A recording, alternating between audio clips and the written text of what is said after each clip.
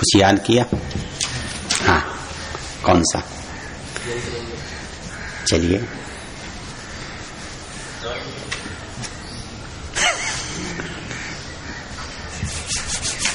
प्रारंभ करें। यहीं से बच्चे। अच्छा चलो, सूक्त का पाठ करो पहले। ऋषि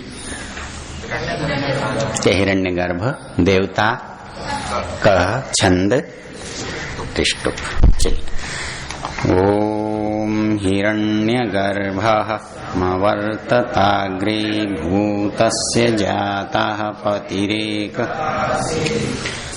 आधार पृथिवीं द्यामुते मां कस्मै देवाय हविषा विधेम आत्मदा बलदा यस्य विश्व उपासते प्रशिशं यस्य देवाः यस्य छायामृतं यस्य मृत्युः तस्मै देवाय यः प्राणतो निमिषतो महित्वैक इन्द्राजा जगतो य ईशे अस्य द्विपदश्चतुष्पदः कस्मै देवाय हविषा यस्येमे हिमवन्तो महित्वा यस्य समुद्रं रस यस्येमः प्रदिशो यस्य बाहु कस्मै येन द्यौरुग्रा पृथिवी च दृढा येन स्वस्तभितं येन न यो अन्तरिक्षे रजसो विमान कस्मै देवाय हविषा यं क्रन्दसि अवसातस्तभानि अभ्यैक्षेतां मनसा रेजमानि यत्राधिसूर उदितो विभाति कस्मै देवाय हविषा विधेम आपोह यद्बृहतिर्विश्वमायन् गर्भं दधाना जनयन्तिरग्निं ततो देवानां समवर्ततासुरेकः कस्मै देवाय हविषा यश्चिदापो महिना पर्यपश्यद्दक्षं दधाना जनयन्तिर्यज्ञं यो देवेष्वधिदेव एक आसीत् कस्मै देवाय हविषा मानो हिंसिज्जनिता यः पृथिव्या यो वा दिवं सत्यधर्मा जजान यश्चापश्चन्द्रा बृहतिर्जजान कस्मै देवाय हविषा विधेम प्रजापतेन त्वदेतान्यन्यो विश्वा जातानि परिता बभूव यत्कामास्ते जुहुमस्तन्नो अस्तु वयं स्याम पतयोरयीणाम्। स्वामी जी महाराज, वानप्रस्थी महानुभाव, आचार्य महानुभाव, उपस्थित बंधुओं, माताओं, बहनों और प्रिय ब्रह्मचारी, कल हम चर्चा कर रहे थे, क्या चर्चा की थी? आपोह यद बृहतिर् विश्वमायन गर्भम दधाना जनयन्तिरग्निम ततो देवानां समवर्ततासुरेकः कस्मै देवाय हविषा विधेम। अपने यहाँ आपह जो शब्द है बड़ा व्यापक है। इसके लिए 2-3 जगह मैंने आपको बताई हुई है। कहाँ कहाँ है इसका प्रयोग?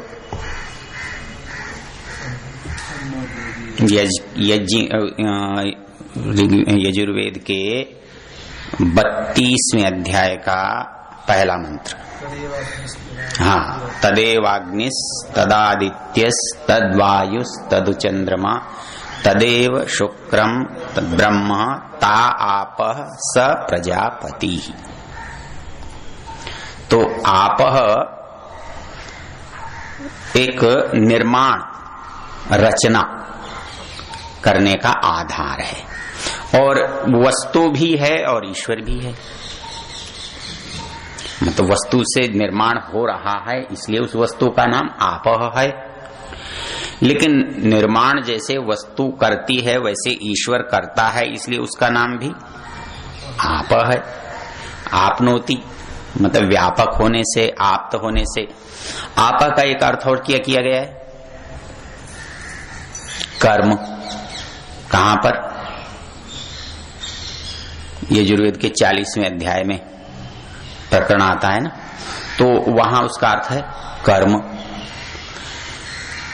इसको मनु के श्लोक में कहां का बताया था? आखिरी अध्याय में है, एतमेके, हाँ, एतमेके वदन्त्यग्निम मनुम अन्ये प्रजापतिम इंद्रमेके परे प्राणम अपरे ब्रह्म शाश्वतम आपो नारा इति प्रोक्ता आपो वै नरसौनव तदस्य अयनम तेन आपो नारायण स्मृत। तो आपः जहां से उत्पन्न होता है, तो ये कहता है आपोह यद बृहतिर विश्वमायन। इस बृहति विश्वम, ये जो महान विश्व है, इसको प्रकट करने की दिशा में, बनाने की, रचना की दिशा में ले जा रहा है। कैसे ले जा रहा है? तो गर्भम दधाना जनयंतिरग्निम, अग्निम गर्भम दधाना, अग्नि को अपने अंदर धारण करते हुए। कहता है कि वो अग्नि जो है उस जल से प्रकट होती है। कैसे? तस्माद्वा ये तस्माद आत्मना आकाश संभूत आकाशाद वायु वायोरग्नि अग्निराप। ये कहता है कि आपः जो है वो प्रथम और आपः से अग्नि। अब इसमें एक समस्या क्या होती है कि ये जो इससे कैसे उत्पन्न होता है, तो इसके लिए आप एक प्रकरण याद करो छांदोग्य उपनिषद का। वो प्रकरण में ये लिखा है कि मनुष्य जब मरता है तो कौन सी चीज किस में लीन होती है? याद है वो प्रकरण?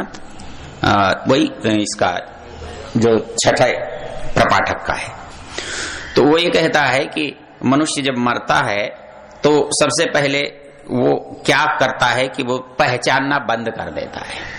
जब वो पहचानना बंद कर देता है तो क्यों पहचानना बंद कर देता है? वो कहता है कि जो आत्मा की वृत्तियां बहिर्मुख थी ना, वो अंतर्मुखी होने लगी, तो वो बाहर की इंद्रियों से उसका संपर्क जो है छूट जाता है और वो धीरे धीरे जिस क्रम से बनी थी उसी क्रम में लीन होती जाती हैं। तो जो है अग्नि है, जल में जल, उसमें पृथ्वी में आकाश में, इस तरह एक एक करके लीन होकर के वो अंत में अपने आप में चला जाता है। और इस सारे की गति का आधार क्या बताया है? प्राण। तो इसमें यह कहता है ततो देवानाम समवर्ततासु, इसको गायत्री मंत्र की व्याख्या में ऋषि कहते हैं वह प्राणों का भी प्राण है। मतलब प्राण वो चीज है जिससे कोई वस्तु अपने स्वरूप में स्थित है। यदि वो अपने स्वरूप में स्थिर नहीं रहेगी तो इसका मतलब यह है कि उसका प्राण जो है वो उस रूप में व्यवस्थित नहीं है। तो वह प्राणों का भी प्राण है। अब जो, क्योंकि आप आत्मा में देखो और परमात्मा में देखो, उन दोनों में सबसे निकट वस्तु क्या है? प्राण है। प्राण को पता है क्या कहा है? आत्मा की छाया। जैसे कोई मनुष्य है, कोई वस्तु है, उसकी छाया कभी उससे अलग नहीं होती ना, ऐसे ही प्राण कभी भी आत्मा से पृथक नहीं होते। वो आत्मा से ही उत्पन्न हैं और आत्मा के साथ सदा रहते हैं और वो आत्मा को लाते और ले जाते हैं। ये जीवात्मा के साथ तो संभव है, परमात्मा के साथ तो ये संभव नहीं है, उससे जाना आने का कारण बनता ही नहीं है। तो ये कहता है कि ये जो प्राण हैं, जब भी आप इसीलिए क्या कहते हो, आत्मा चला गया कहते हो या प्राण निकल गए कहते हो? प्रयोग यही करते हैं ना, प्राण निकल गए, प्राण पखेरु उड़ गए। तो प्राण उड़ गए तो आत्मा उसके साथ जाता है, आत्मा उससे पृथक नहीं रहता है। तो यहां ये कह रहा है कि जैसे ये संसार है इसमें भी कोई प्राण दे रहा है, तो प्राण कौन दे रहा है? तो यहां जो उसका संबोधन किया, ततो देवानाम समवर्ततासु, यहां देव जो शब्द है उसके भी बहुत व्यापक अर्थ हैं। सामान्य रूप से जब हम प्रयोग करते हैं तो शरीर के संबंध में जब देव अर्थ प्रयोग करते हैं तो इंद्रियों के लिए करते हैं, कि वह इंद्रियों के मतलब उसको हम जैसे उसको देव भी साक्षात नहीं कर सकते, जब ऐसी बात कहते हैं तो हम उस देवों से उसे प्राप्त नहीं कर सकते, तो वहां अभिप्राय होता है हम इंद्रियों से उसे नहीं पकड़ सकते, नहीं प्राप्त कर सकते।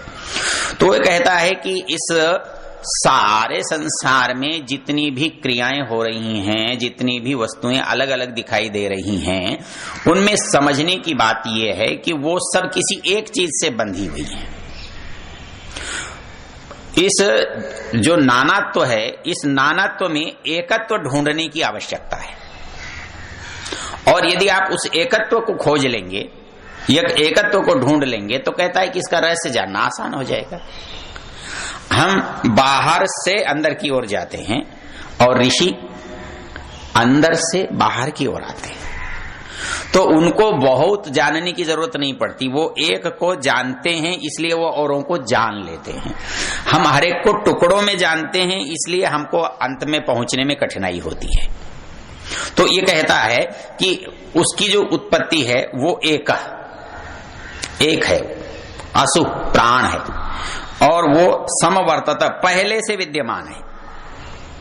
क्योंकि एक समस्या क्या होती है?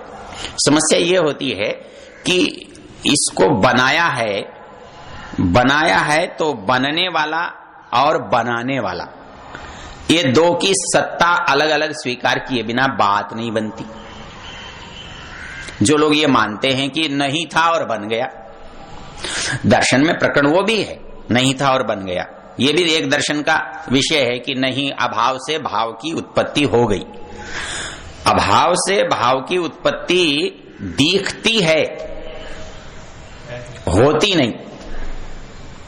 खेत में फसल खड़ी नहीं थी, खड़ी हो गई,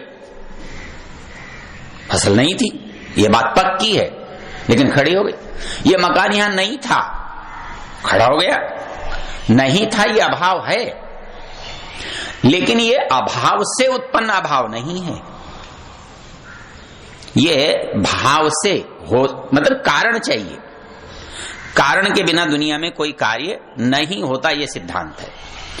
तो भाव से भाव की उत्पत्ति होती है, अभाव से अभाव की उत्पत्ति नहीं होती।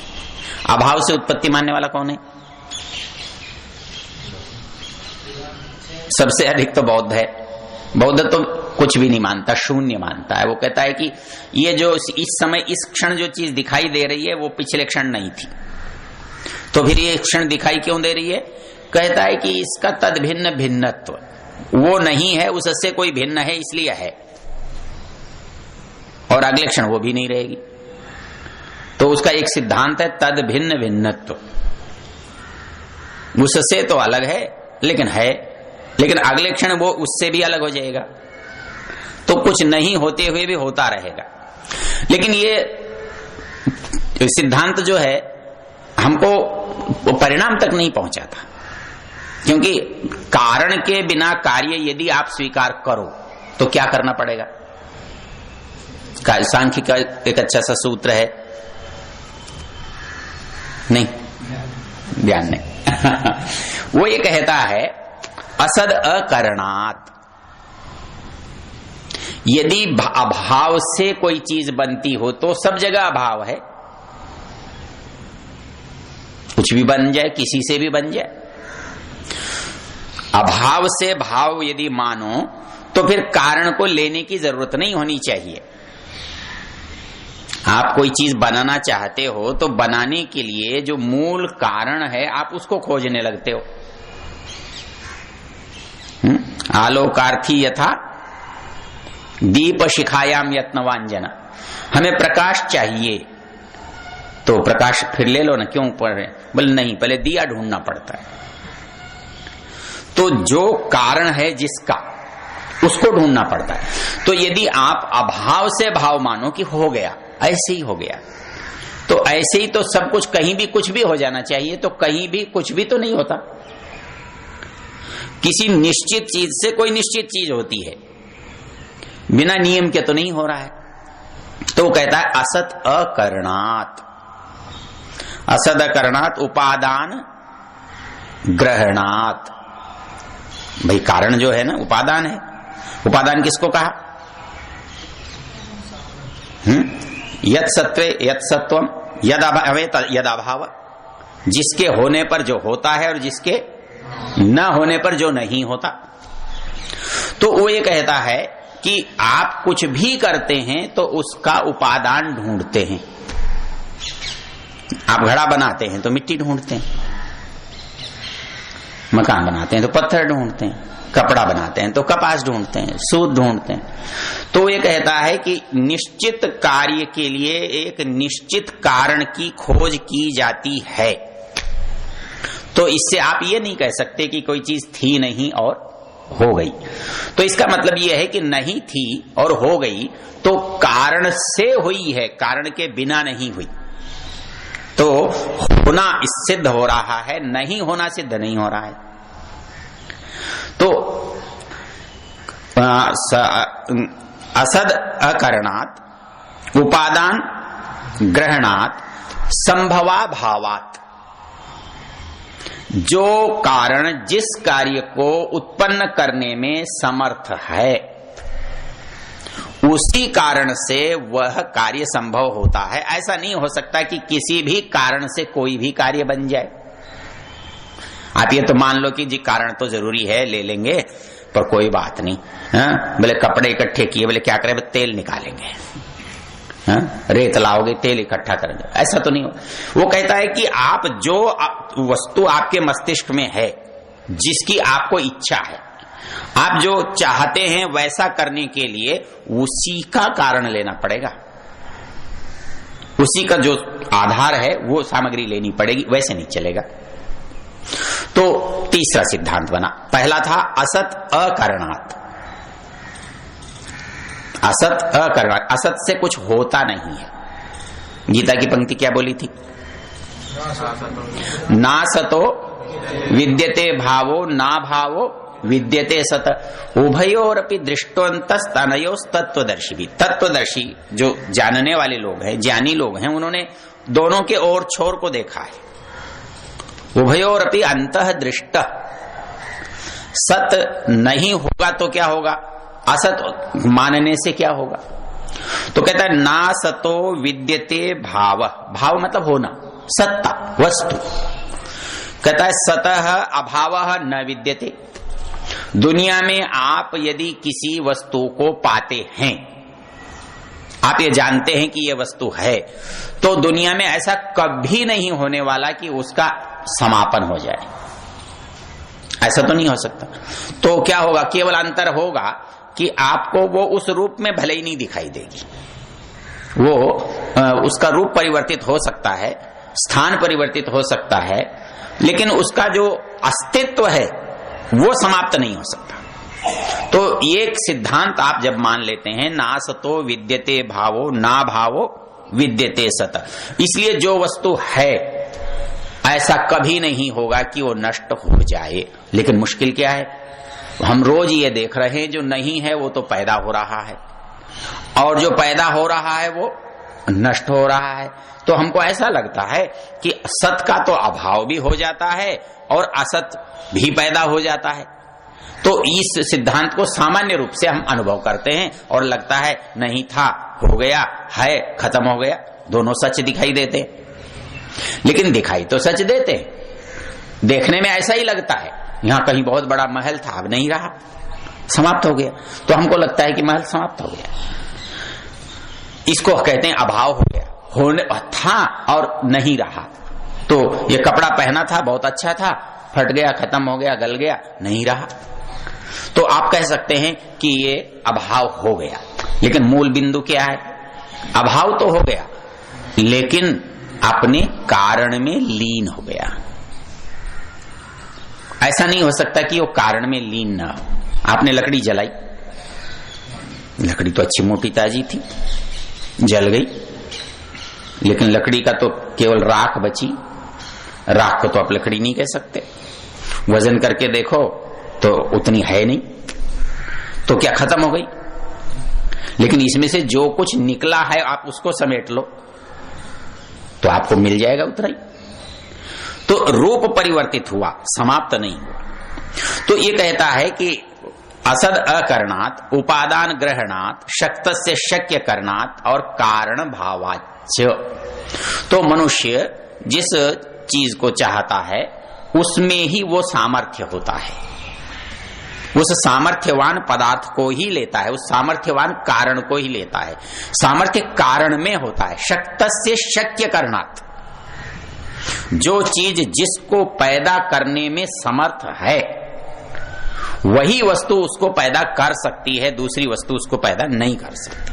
शक्तस्य शक्य करणात्, जिस वस्तुओं से जो चीज पैदा होती है उनका सामर्थ्य उसके अंदर निहित है। तो ये कहता है कारण भावाच्च सत्कार्यम, इसलिए जो कार्य है जो है वो सत है, मतलब दिखाई भले ही नहीं दे रहा है लेकिन ऐसा नहीं है कि उसका अस्तित्व नहीं है, तो उस अस्तित्व को मानना पड़ेगा। तो यहां संसार में ततो देवानाम समवर्तासुर एक है, इस कार्य से वो पहले है। मूल बिंदु यहां समझाने का क्या है, वह कार्य से पहले है। लेकिन इसका ये अभिप्राय नहीं है कि कार्य भी उस समय नहीं था, कारण रूप में था। क्योंकि नासतो विद्यते भाव में का भाव से कार्य तो नहीं बना रहे हो आप, भाव से ही बनाओगे ना।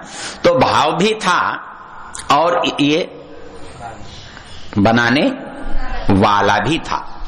तो कहता है ये कहां असत समवर्तता, पहले से हिरण्यगर्भ समवर्तता, अग्रे वहां भी समवर्तता है और यहां भी समवर्तता है। और वहां पर कह रहा है अग्रे, कार्य के बनने से पहले।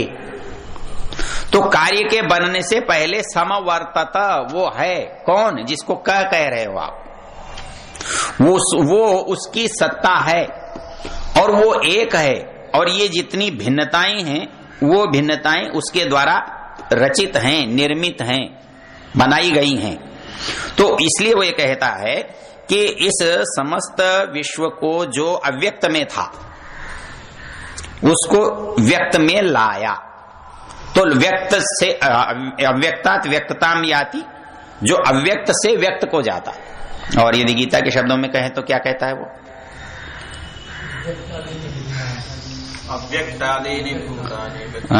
अव्यक्तादीनि भूतानि व्यक्त मध्यानि भारत और अव्यक्त निधनान्येव। अच्छा, एक मतलब यात्रा का क्रम है। यात्रा जहां से शुरू होती है वहीं पर आकर समाप्त होती है। आप घर से यात्रा के लिए निकलते हो, कहां जा रहे हो, जा तो रहे हो, लेकिन वो यात्रा समाप्त कब होगी, आप जब वापस घर पर आ जाओगे। तो वैसे ही इस आत्मा की यात्रा भी है, जहां से शुरू होगी वहीं आकर समाप्त होगी, वहीं आकर समाप्त होगी। इसके लिए अपन किसी की भी यात्रा, सूर्य की यात्रा को भी यही कहते हैं, उसके लिए शब्द बताए थे मैंने आपको, उत्तरायण और दक्षिणायन। अयन कहते हैं ऐसा मार्ग जो जहां से शुरू होता है वहीं आकर समाप्त होता है। सूर्य गति की उत्तरायण, उत्तर में गया तो गया, लेकिन वापस फिर चल दिया, फिर इधर जाएगा, फिर वापस इधर आ जाएगा। इसीलिए जहां भी अयन शब्द का प्रयोग है वो ऐसी गति के लिए है जो चक्र में चलती है, वहीं आकर समाप्त होती है। इसके लिए जीवन की भी यही गति है, इसके लिए एक प्रमाण दिया था रामायण में। तो उसके मार्ग की गति है, राम जहां से गए वहां वापस आ गए, इसलिए वो अयन है, वो रामायण है। और क्या चीज है, विद्यते अयनाय वेदाहमेतम पुरुषम महंतम आदित्यवर्णम तमसः परस्तात् तमेव विदित्वा अति मृत्युमेति नान्यः पंथा विद्यते अयनाय। यहां भी आयन शब्द का प्रयोग है। अर्थात ये मनुष्य जो है ये गति तो करता है, ये संसार में आया है तो संसार मात्र इसकी स्थिति नहीं है, वो संसार के बाहर भी जाता है। वो बाहर जाता है तो क्या बाहर ही रुका रहता है, वो संभव नहीं है। तो इसलिए वो वापस फिर घूम कर आता है। तो अव्यक्तादिनी दो तरह से है। एक तो सांसारिक दृष्टि से, मर गया प्रकट हो गया, मर गया प्रकट हो गया। तो दुनिया में कोई भी गति जो है वो लंबमान नहीं है, वो सब चक्र में है। इसलिए जीवन मरण भी लंबमान गति में नहीं चल सकता, उसको भी चक्र में आना पड़ेगा। तो चक्र में आना पड़ेगा तो पैदा होकर मरने की जो गति है वो लौटना पड़ेगा। चक्र में बनने का मतलब ऐसा तो नहीं है, ऐसा भी तो हो सकता है। तो ये बनना पड़ेगा। तो ये वो ये कहता है अव्यक्तादीनि भूतानि व्यक्त मध्यानि भारत, थोड़ी देर के लिए सामने आ गया और फिर अव्यक्त में चला गया, क्योंकि आया अव्यक्त से था इसलिए अव्यक्त में ही जाएगा। तो कारण जो है उसमें लीन होगा। प्रारंभ किससे माना जाएगा? कारण से। आप कार्य से कह सकते हो कि था फिर वापस कार्य में आ गया। कार्य में आना नहीं आना, कब आना, वो हमारे नियम में और परमेश्वर के नियम में अंतर है। हम तो चाहे तो बनाए, चाहे तो न बनाए। मकान बनाया है तो वापस हम इसको बनाएं, हमारे लिए तो संभव नहीं है, उसके लिए संभव। तो ये कहता है कि ये जो व्यक्त और अव्यक्तता है ये वस्तु के अस्तित्व को नहीं मिटाती, वस्तु का अस्तित्व यथावत बना रहता है। तो इसलिए परमेश्वर जो है इन वस्तुओं के निर्माण से पहले विद्यमान है और कारण के रूप में संसार विद्यमान है। तो ये कहते समवर्तता सुरेख कस्मै देवा, यदि ये रहस्य हम जान जाते हैं कि ये संसार उसने बनाया है, उसके द्वारा बनाया, ये कुछ ऐसा सा उदाहरण है, ये कुछ खास बात नहीं है। आप ये समझ लेते हैं कि इस दफ्तर में कोई काम कराना है तो इसका मुखिया कौन है, तो फिर आप किसके पास जाते हैं? वो फिर वो ऐरे गैरे से के पास तो नहीं जाते ना, पहुंच करनी भी है तो उसी के पास करते हैं। हाँ, हम कभी कभी दफ्तर में जाते हैं, गलत आदमी के पास बैठ जाते हैं, उसको राम कहानी सुनाते हैं, तो सुनने के बाद कहता है साहब इसके लिए तो आपको फलां से मिलना पड़ेगा। फिर क्या हुआ? तो जितनी हमारी ये उपासना है, पूजा है, प्रश्न ये है कि ये क्या उचित व्यक्ति के सामने हो रही है? हमारा प्रार्थना पत्र उचित अधिकारी के सामने गया है? कहता है कि नहीं, वो गया नहीं। उसके पास भेजो जिसने ये अच्छा करना जिसके हाथ में है वही तो तुम्हारा भी करेगा ना। तो आप संसार में करना किसके हाथ में है ये समझो। जिस दिन आपको ये समझ में आ जाएगी कि करना उसके हाथ में है तो आप दूसरे का पल्ला पकड़ेंगे क्यों? जो समझ में आ जाएगा कि ये आदमी है काम का तो आदमी उसके पीछे लगता है। तो हम परमेश्वर के पीछे कब तक नहीं लगेंगे? जब तक हमें ये नहीं लगेगा, भरोसा होगा कि इसके हाथ में कुछ है। अभी तो लगता है इसके हाथ में कुछ है नहीं, हमारे हाथ में है या किसी आदमी के हाथ में है या किसी के हाथ में है, वो उससे करें। तो जिसके हाथ में है हम उससे कराने की कोशिश करते हैं। लेकिन शास्त्र क्या कह रहा है? शास्त्र कह रहा है तुम ये देखो ये जो कुछ हो रहा है वो किसके कारण हो रहा है, और यदि ये सब अनुभव आप कर लोगे तो अंत में आपको कहना क्या पड़ेगा? कस्मै देवाय हर्षाय।